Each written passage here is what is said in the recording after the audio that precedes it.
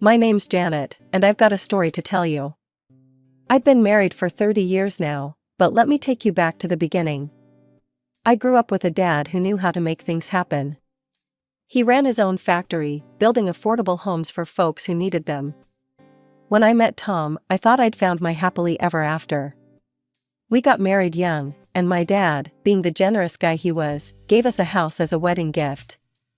2 years into our marriage, I had my son, Jake. I threw myself into being a mom, giving Jake all the love and attention I could. One day, when Jake was about 3, I brought up the idea of going back to work. Tom wasn't having it. "Janet, we've talked about this," he said, not even looking up from his newspaper. "Jake needs you here. Your job is to take care of our son and keep this house running." That's what we agreed on, remember? I didn't remember agreeing to that, but I nodded anyway. It wasn't worth the fight. As the years went by, Tom grew more and more frustrated with his job. He was a sales manager, but he wanted more. One night, he came home in a foul mood, slamming doors and muttering under his breath. "What's wrong?" I asked, following him into the kitchen. He whirled around, his face red with anger. "What's wrong? I'll tell you what's wrong. I've been busting my ass at that company for years, and they passed me over for promotion again. Some young hotshot got it instead." I tried to comfort him, but he brushed me off. Then, his eyes lit up with an idea. "Your dad," he said, grabbing my shoulders. "Your dad could give me a job. A good one. You could talk to him, couldn't you?" I hesitated. My dad had always kept his business and family separate. But the look in Tom's eyes, I couldn't say no. "I'll talk to him," I promised. And I did. It took some convincing, but Dad agreed to give Tom a chance. I thought it would solve all our problems. Boy, was I wrong. Things were good for a while. Tom was making good money, and he seemed happier. But my life was poisoned by Tom's mother, Martha. The first time she showed up unannounced, I was elbow-deep in laundry. The doorbell rang, and there she was, all fake smiles and judgmental eyes. "Janet, dear," she cooed, pushing past me into the house. I was in the neighborhood and thought I'd stop by. "You don't mind, do you?" Before I could answer, she was in the living room, running a finger along the coffee table and skiing at the dust. "Oh my," she said, shaking her head. "You really should keep things cleaner, dear. My Tommy deserves better than this." I gritted my teeth and forced a smile. "I was just about to clean, actually. Can I get you something to drink?" She waved her hand dismissively. No, I'll make my own tea. You get back to your, whatever it is you do all day." That was just the beginning. Martha became a regular fixture in our lives, always dropping by unannounced, always criticizing. I tried talking to Tom about it, but he always took her side. Life went on like that for a while. I'd wake up, get Jake ready for school, clean the house, cook meals, and deal with Martha's surprise visits. Then came the night that changed everything. Tom burst through the door, his face twisted with rage. I was in the kitchen, fixing dinner, and nearly dropped the plate I was holding. "Tom, what's wrong?" I asked, setting the plate down carefully. He stormed into the kitchen, slamming his briefcase on the counter. "Your father," he spat, "is a tyrant and a despot. He humiliates people and uses them like they're nothing." I was shocked. My dad had always been kind and fair, at least as far as I knew. "What are you talking about? What happened?" Tom paced the kitchen, his hands clenched into fists. "I stood up for an employee today. Someone your father was treating unfairly. And you know what he did? He fired me. Just like that." My mind was reeling. This didn't sound like my dad at all. There must be some mistake. "Let me talk to him, I'm sure we can sort this out." "No," Tom roared, making me flinch. "You're not talking to him. You're not talking to any of them ever again. As far as we're concerned, your parents don't exist anymore. Do you understand me?" I nodded mutely, too stunned to argue. Tom had never spoken to me like this before, and it scared me. From that day on, our lives changed dramatically. Tom found another job and started earning well again, but he was different. Colder, more controlling. He forbade me from contacting my parents, and even Jake wasn't allowed to see his grandparents anymore. Years passed. Jake grew up, a quiet, thoughtful boy who seemed to sense the tension in our home. When he got accepted to a college in another city, I was both proud and heartbroken. Proud of my son's achievements, but devastated to lose the one person who made my life bearable. After Jake left, things got worse. Tom and Martha became more demanding, more belittling. They treated me like a servant, constantly criticizing and ordering me around. One afternoon, Martha barged in as usual. "Janet," she barked, "I need you to take me shopping. And then you're going to cook dinner for me and my friends. We're having a little get-together tonight." I was exhausted, having spent the morning scrubbing the house from top to bottom. "Martha, I'm really tired. Can we do this another day?" She looked at me like I was something she'd scraped off her shoe. "Tired? You sit around this house all day doing nothing.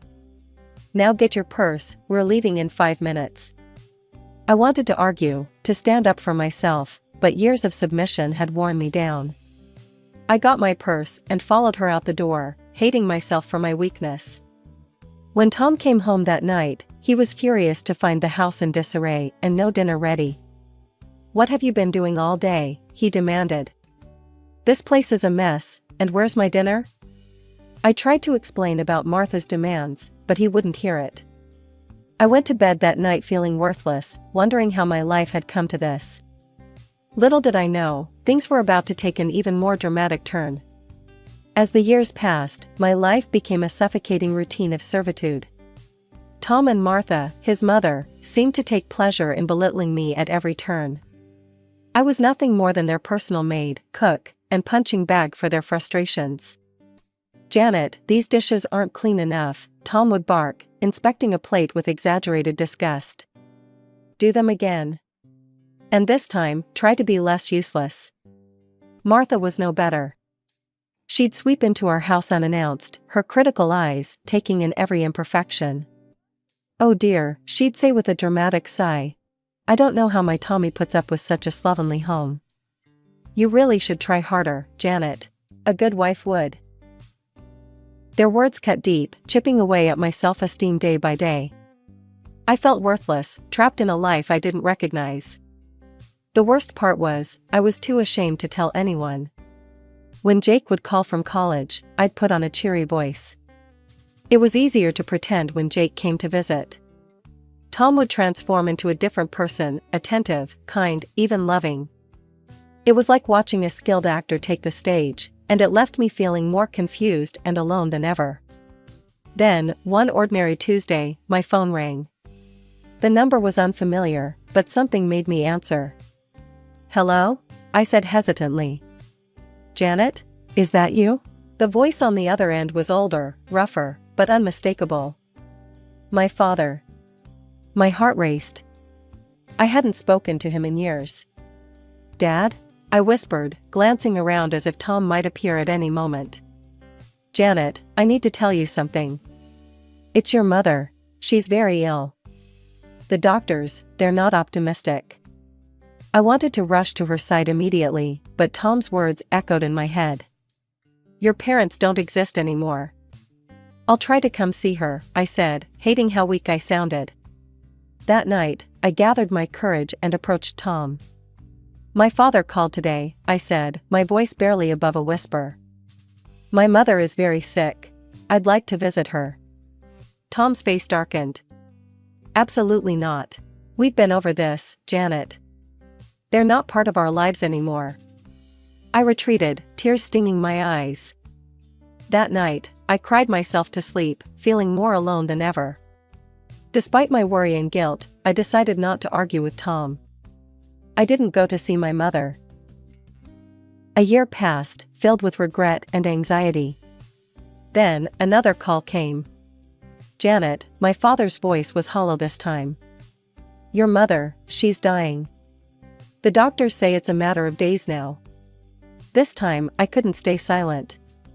I approached Tom again, desperation in my voice. Please, Tom. My mother is dying. I need to say goodbye.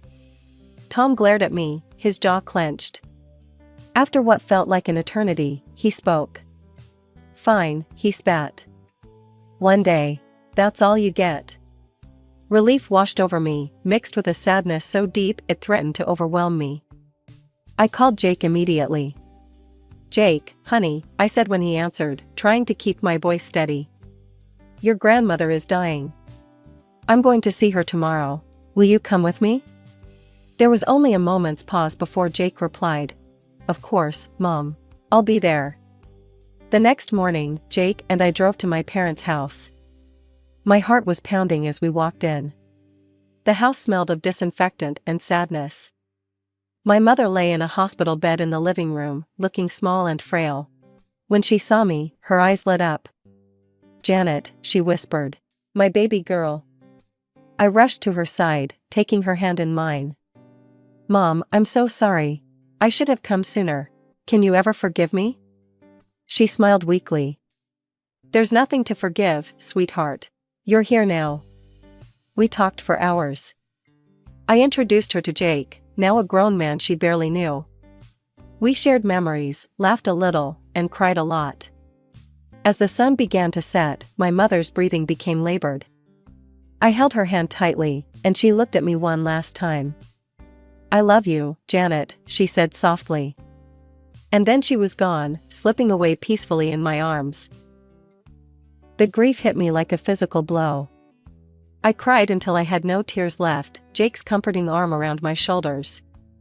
When I finally looked up, I saw my father standing in the doorway, his face a mask of pain. I went to him, and we held each other, sharing our sorrow. In that moment, I realized how much he'd aged, how lost he looked, without my mother by his side. I'm staying for a few days, Dad, I said. To help with everything. He nodded gratefully, and I stepped away to call Tom. My hand shook as I dialed. I'm staying for a few days, I told him when he answered. For the funeral and to help Dad. Like hell you are, Tom growled. You get back here right now, Janet. I mean it. For the first time in our marriage, I stood my ground. No, Tom. I'm staying. I hung up before he could argue further. The day of the funeral arrived. As we stood around my mother's grave, my phone kept ringing. Tom's name flashed on the screen again and again. I ignored it, focusing on saying goodbye to my mother. Then, in the midst of the eulogy, I accidentally hit the speakerphone button. Tom's voice blared out, loud and angry. Janet, you better get your ass home right now, or I swear to God, I'll come and drag you back myself. You ungrateful, disobedient scum. Who do you think you are? The gathered mourners stared in shock. Jake's face was a mix of anger and disbelief. My father looked like he'd been slapped. Burning with shame, I fumbled with the phone, finally managing to turn it off. My face was scarlet as I looked around at the stunned faces of friends and family. After the shocking phone call, my father gently took my arm and led me away from the crowd. Jake followed close behind, his face a mix of concern and anger.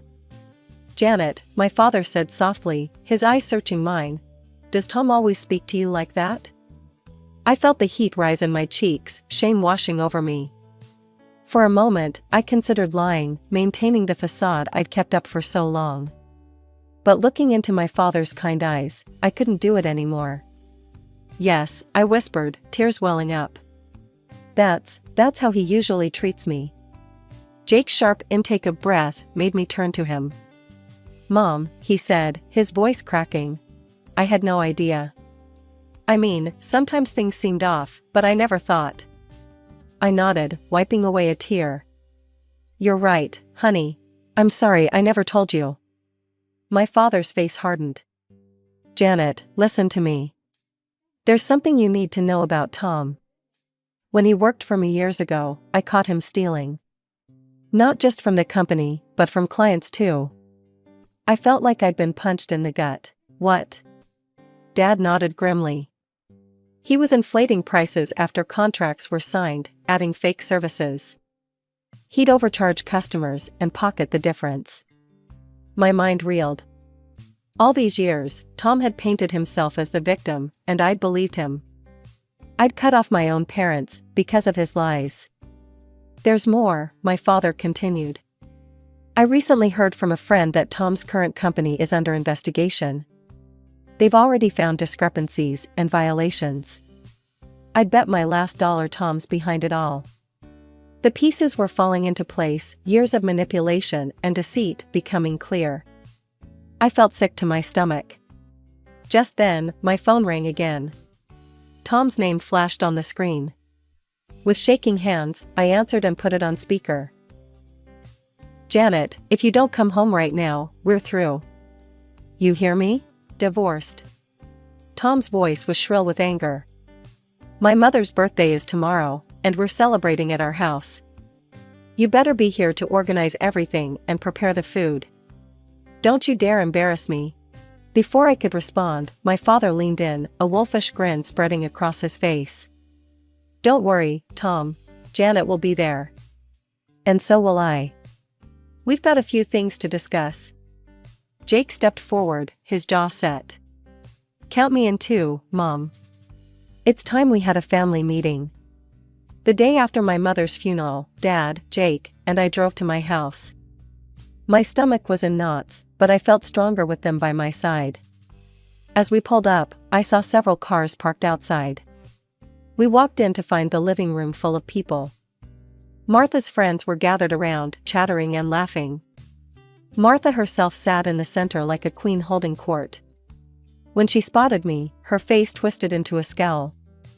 Well, look who finally decided to show up, she sneered. You're late. My guests need to be served. Before I could respond, she snatched a rag from the table and threw it at me. Make yourself useful and wipe down the table. Now. I caught the rag reflexively, years of obedience kicking in. But then I heard my father's voice, low and dangerous.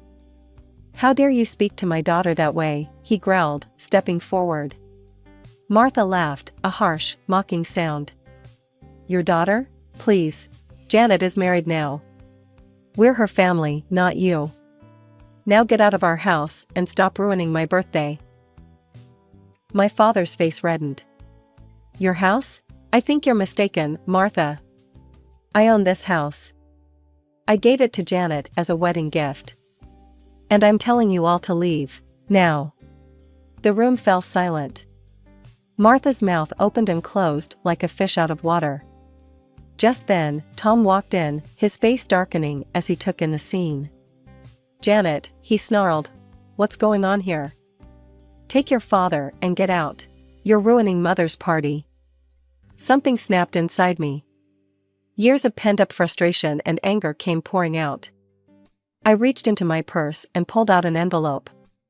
No, Tom, I said, my voice steady. You get out. Here are divorce papers. I don't want to see you or your mother ever again. This is my house, and I want you both to leave. Tom's face went pale, then red with rage. But before he could speak, I turned to the guests and told them I'd been treated like a servant in my own home, for years. Jake confirmed every word I said. The guests shifted uncomfortably, murmuring among themselves. I saw looks of sympathy, shock, and in some cases, dawning understanding. Get out, I repeated, looking directly at Tom and Martha. All of you, please leave.